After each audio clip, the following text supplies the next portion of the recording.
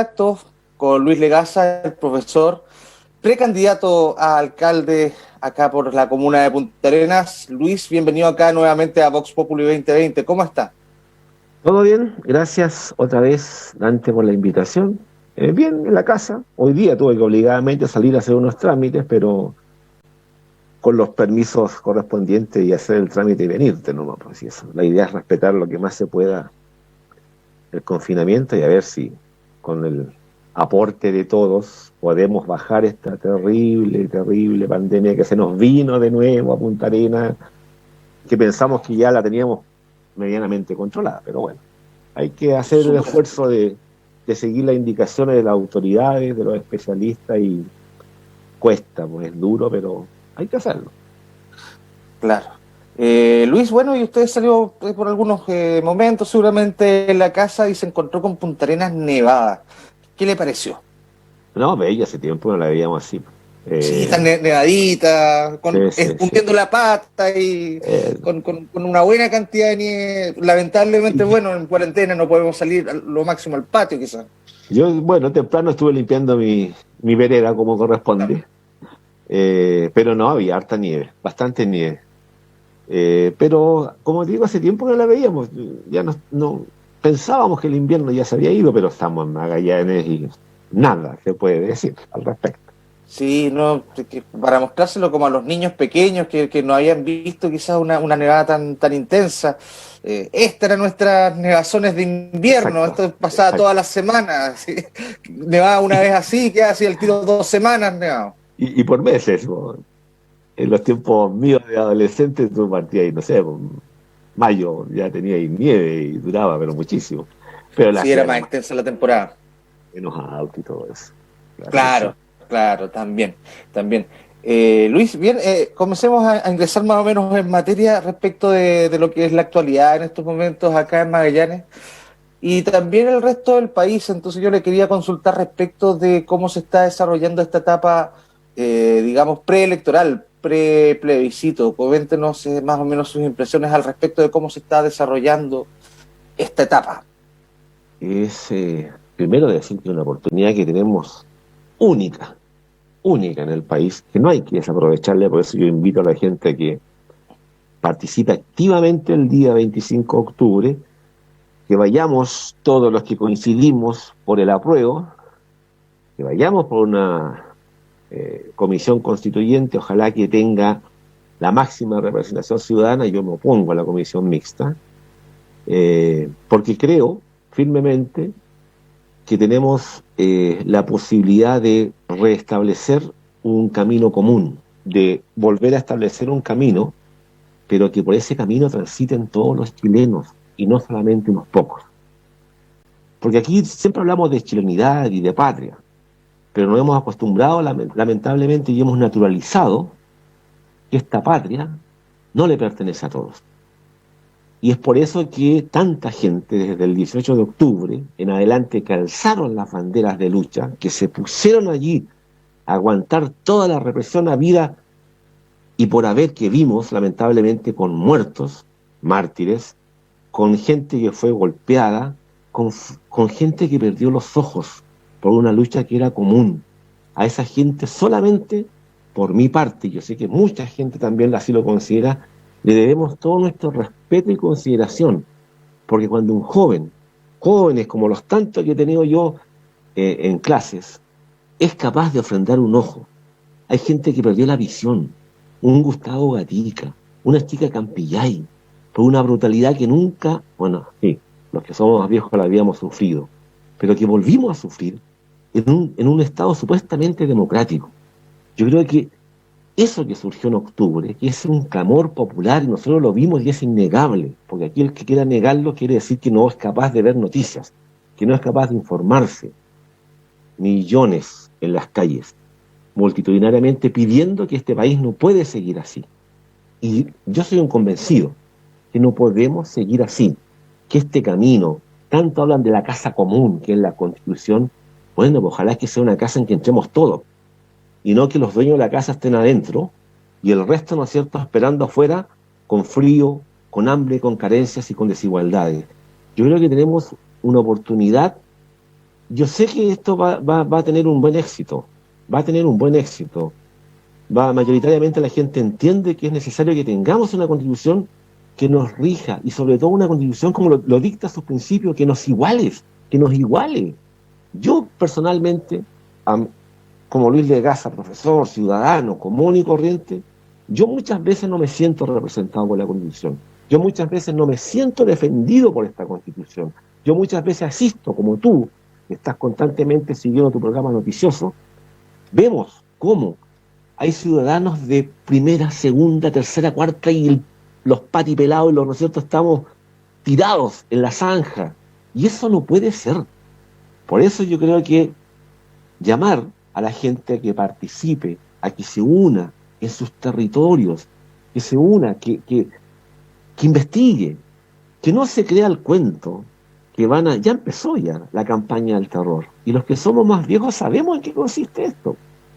Ya hemos visto cómo surge la campaña del terror a cualquier indicio que pueda restablecer los derechos fundamentales que supuestamente, no supuestamente, sino que están escritos en la Constitución, pero que en la práctica no se dan.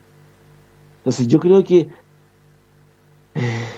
por más que nos asusten, por más que nos digan que otra vez van a empezar con la estupidez de Cuba, Venezuela, que los marxistas, que los extraterrestres, que los alienígenas, que el K-pop, no, eso es mentira. No nos vamos a convertir en un país bananero. No se va a acabar el mundo. Recién nos dijeron hace poco, oye, si retiran el 10%, este país es un país que se va a ir al abismo. No pasó nada. Al contrario, la misma gente de la AFP y los mismos economistas han dicho que sí, que fue un incentivo para reactivar en parte la economía decaída del país. Entonces, cada vez, a mí me llama mucho la atención que un sector minoritario del país, que tiene el acceso a los medios, yo siempre agradezco a ustedes cuando hacen el intento y lo practican diariamente de darle espacio a muchos sectores que no tienen de repente voz. Es cuestión de, yo prácticamente no veo televisión, pero lo sigo en redes sociales. ¿Cómo tú ves que hay un sector que tiene tribuna todos los días? Pero la gente que estuvo en la Plaza Italia, lo que es ahora Plaza Dignidad, los miles de personas que nos convocábamos de repente aquí en el centro de Punta Arenas, no siempre tienen este espacio. Y eso hay que agradecerlo. Y hay que tener bastante claridad. No nos vamos a ir al abismo. No le crea el cuento del terror. Es una oportunidad que tenemos de constituir y construir en conjunto una carta magna, como dice nuestra Constitución, pero que de una vez por todas esos principios reguladores que se quedan en principio se hagan carne en la defensa de los desposeídos. De una vez por todas se termina la injusticia tremenda que tenemos, que no existan categorías de ciudadanos. Y yo no digo que las casas sociales estén establecidas, cada uno con lo suyo, así que fue bien. Yo no le voy a quitar el auto a mi vecino. Es mentira que se va a terminar la propiedad privada. Entonces, esas cosas hay que hacer mucho hincapié, todos los que estemos por el apruebo, cada uno desde su sitial, para intentarle darle un mensaje a la gente muy serio, de mucha confianza, de mucha esperanza y de mucha tranquilidad. El país no se va a derrumbar. No le crea el cuento a los agoreros. Los jinetes del apocalipsis existen en la Biblia. Entonces yo creo que es un desafío interesante. Yo he visto que hay mucha gente que en lo suyo, los partidos políticos por un lado, pero la sociedad civil, los movimientos que se están constituyendo, vamos a hacer el esfuerzo. Y digo vamos a hacer el esfuerzo por entregarle un mensaje a la ciudadanía educativo, educarlos, decirles qué consiste, porque sabemos que el aparataje del terror se va a instalar en los medios de comunicación. Pero por otro lado, yo creo, como digo, muy confiadamente y muy felizmente, que esto se va a aprobar. Ahora, lo que tenemos que intentar aprobar, si ya no fue posible la Asamblea Constituyente, que sea, ¿no es cierto?, esta Asamblea Constitucional, donde haya la mayor representatividad posible y se acojan las demandas, como te digo, de los desposeídos, de los marginados. No podemos construir una carta constitucional o una constitución en base a una persona, como fue. Sí, se le han hecho modificaciones, pero no justifiquemos las modificaciones para decir que esta constitución realmente resguarda a todos los chilenos, porque no es así, porque incluso las modificaciones que se hicieron permiten que siga el lucro en la educación, permita que tengamos una aberración mundial donde el país no es dueño del agua, donde están diciéndote, oye, lávate las manos, pero en Petorca no tienen agua. Entonces, esas cosas pequeñas, comunes, cotidianas, tenemos que defenderlas. Y esas cosas hay que cambiarlas. Y este es el espacio que tenemos en octubre 1. Perfecto, Luis. Ahora, respecto de la situación del entorno que estamos viendo respecto de lo que va a ser el plebiscito, seguramente, si cuando se realice el 25 de octubre, seguramente en un escenario bastante, digamos, optimista, Punta Arenas debe haber salido del desconfinamiento solamente un par de semanas, porque seguramente esta cuarentena que nosotros estamos viviendo ahora debería prolongarse hasta después de fiestas patrias. Ahora bien, mi consulta es, dado el escenario actual y si se mantuviese este escenario actual de cuarentena, ¿debiese realizarse igual el plebiscito bajo estas condiciones?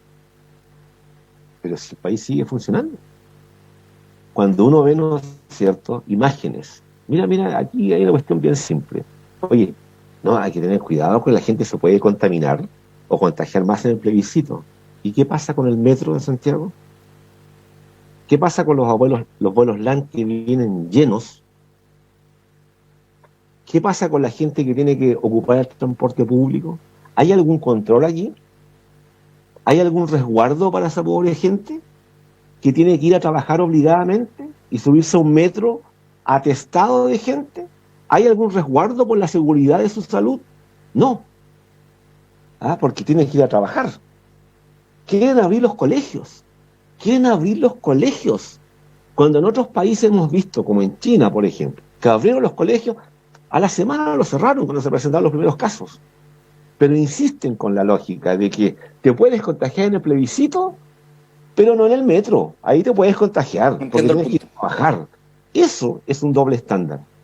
Eso es el doble estándar que nosotros, los que podamos, y ustedes, los que tengan, ¿no es cierto?, el compromiso con la gente, deben denunciar y deben plantearlo. ¿Por qué una cosa sí y la otra no? Entonces ahí se produce, ¿no es cierto?, un total desajuste y un total desacuerdo entre lo que te plantea la autoridad para una cosa y para lo otro no. Han cerrado los malls, los abren y hemos visto cómo la gente va. Tendrá sus justificaciones, uno ahí no se puede meter. Pero si tú abres un mall, si tú abres un supermercado, si tú abres un centro comercial, ahí no te importa que la gente se contagie. Pero si voy a votar, sí, por favor. Esa es una campaña que trata de meterte el terror en forma así como implícita, pero es también una campaña que intenta intimidar a la gente. Si yo realmente tuviera autoridades que velen por la seguridad y la salud de los chilenos, estas cosas no sucederían. Entonces ahí hay una inconsecuencia que es notoria y cualquiera persona podría darse cuenta de ello. Yo creo que el plebiscito se va a hacer y tiene que hacerse, porque así lo ha demandado la gente, que es mayoritaria, como digo, en todo el país, la que se ha manifestado porque queremos un cambio. Y queremos un cambio ya. No podemos seguir como estamos. Es un hecho que no podemos seguir como estamos. Perfecto. Luis, bueno, aprovechando también que usted es profesor, quería sus impresiones respecto de, bueno, más o menos ya esbozó respecto de su postura respecto de lo que dice la autoridad respecto de la vuelta a clases. Quería saber que si bien en estos días de pandemia se han desarrollado clases vía distancia, quizás eso no ha sido del todo suficiente. Quería saber sus impresiones respecto de, primero, cómo se han desarrollado las clases a distancia, todavía las brechas que hay que superar para que todos los niños tengan cobertura, y también una eventual vuelta a clases antes de que termine el año. Bueno, estamos viendo que ya no está quedando mucho tiempo del año, Bien. pero también la autoridad insiste. Mira, para el caso nuestro, con los índices de 172, 175 personas contagiadas por día, es absolutamente inviable que tú siquiera, a ver, yo no quiero ser tan taxativo en esto, pero un mínimo sentido común te diría que eso no es posible en las condiciones actuales. No es posible. También, desde que partió esto, a ver, consideremos, no estábamos preparados. Yo no culpo directamente a esta autoridad, en este gobierno, le podía haber pasado a cualquiera. Pero, como tantas veces se ha dicho, y esto ya es un discurso repetido, la pandemia desnudó otras cosas. ¿Ya? Te visibilizó otras cosas que la publicidad, que las ideas imperantes mantenían ocultas. La educación siempre ha sido desigualdad, siempre. Queremos volver a clase ahora, perfecto. Yo mirando de repente, oye, ya ahora por sala de clase van a colocar a 12 chicos. Me parece perfecto. Y sería ideal para un profesor y para los mismos alumnos tener un número de 15 o de 20 alumnos por sala. ¿Quién lo hace? Nadie. Vamos colocando 40, vamos colocando 45 por sala. Porque eso significa que tú ahorras.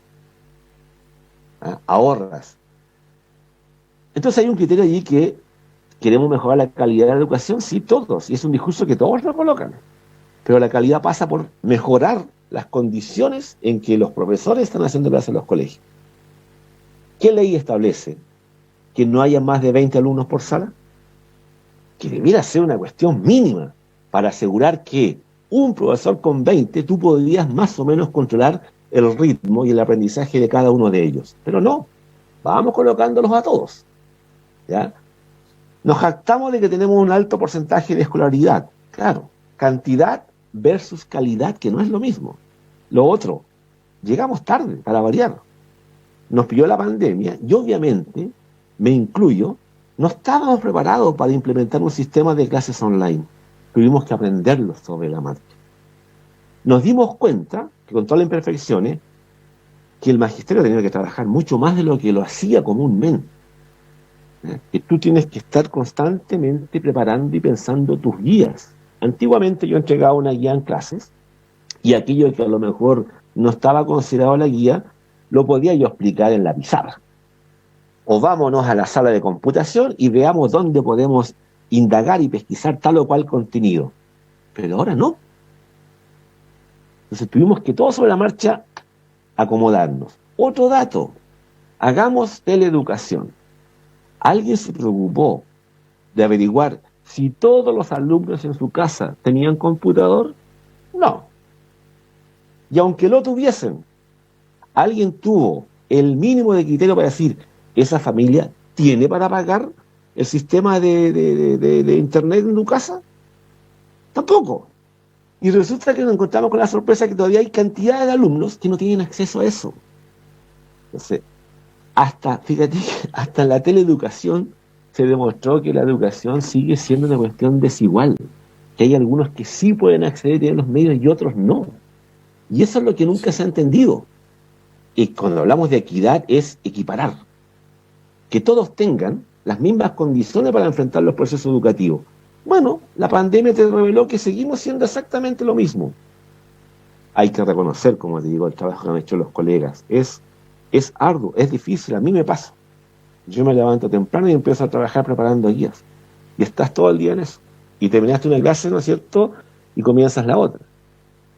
No es la educación que queremos, pero creo que además, después de tantas críticas y ataques que se le hace al magisterio, la gente entendió que realmente la educación es un elemento fundamental, no como guarderías, como están diciendo ahora. Yo no puedo abrir un colegio para que sea una guardería. No, eso no es la educación. Entonces yo creo que la gente la entendió. Te dice, uno escucha, ¿no es cierto? Oye, sí, no es suficiente. Oye, los chicos no están aprendiendo. Claro, yo no te puedo seguir a ti a 20 en una videoconferencia. No puedo saber cuál es tu extrañeza, tu gesto, a lo mejor si no me entendiste. Eso lo vemos en forma presencial, directa. Y en eso consiste la educación. Esta es una herramienta que se puede utilizar en casos, ¿no es cierto?, bien excepcionales, pero no es lo normal.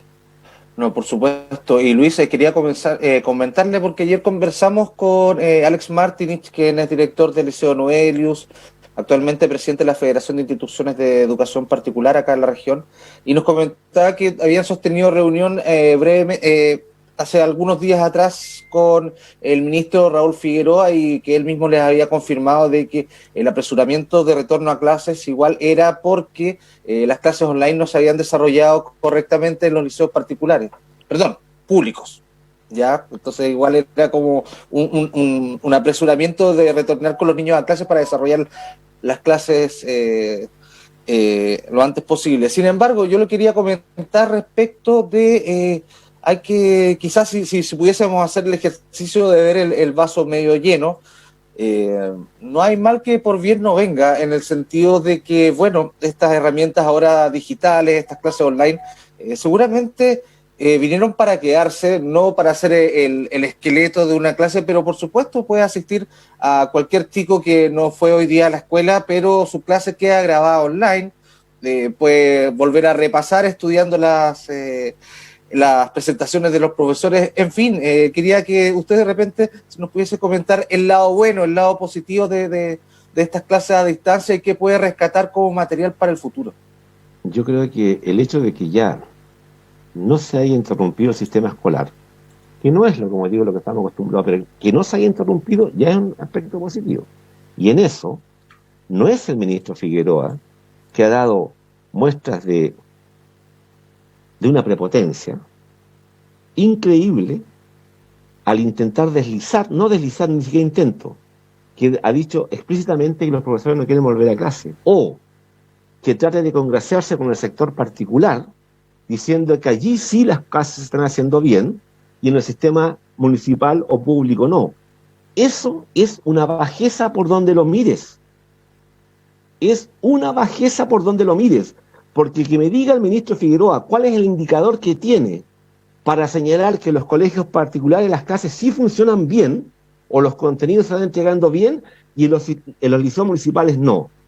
Ese tipo de bajeza a la que nos tiene acostumbrado este ministro, hay que denunciarlas. Lo hizo el presidente del Colegio de Profesores Mario Pilar en su momento. Porque yo encuentro que es una cobardía absoluta que tú, usando los medios, puedas echarle la culpa al Magisterio Nacional una vez más de lo que ellos, como autoridades, no han sabido proveer. Te vuelvo a insistir. ¿Se preocupó el Ministerio de entregarle computador a la gente que no tenía? ¿Se preocupó el ministro Figueroa de establecer, por ejemplo, que los hogares tuvieran acceso a Internet gratis? Ninguna de esas cosas han hecho cargo ellos. Ninguna. Pero tienen el descaro y la desfachatez de culpar al magisterio chileno, que sin el magisterio chileno, allí sí la educación se hubiera estancado. No reconoce el trabajo que están haciendo los profesores día a día por mantener la educación en este país. Yo insisto, y lo denuncio aquí públicamente, yo encuentro que el ministro actúa en forma baja, muy ruin, con respecto a quienes se supone él dirige y es la cabeza visible. Yo creo que eso hay que detenerlo y hay que denunciarlo. Y lo otro, te insisto, que me diga el ministro de Educación dónde está el estudio que dice que realmente los colegios particulares tienen mejor resultado con la teleeducación que los colegios municipales. Te aseguro que no existe en ninguna parte, la irresponsabilidad de las autoridades educativas a nivel nacional y a nivel local es evidente. Nosotros tenemos aquí un CEREMI de Educación que viaja a Santiago y vuelve y no hace ninguna cuarentena. Y después nos dice que tenemos que tener los resguardos debidos para comenzar las clases. Luis, eso se lo vamos a consultar el lunes, lo tenemos invitado ya, nos está confirmando recién las comunicaciones ahí del CEREMI. Vamos a conversar este lunes con el CEREMI de Educación. Luis, queremos agradecer este contacto. Se nos fue volando el tiempo, comenzando a hablar de la nieve, de la comuna, futuras elecciones, un poquito por educación, ¡paf! Y se va el tiempo. Muchas gracias, Luis, por esta conversación. Esperamos seguir conversando durante las próximas semanas. Y como te digo, cuando sea presencial, van los choripanes. Sí, yo lo voy a recordar, Esperamos que sea eso pronto. Muchas gracias, Luis.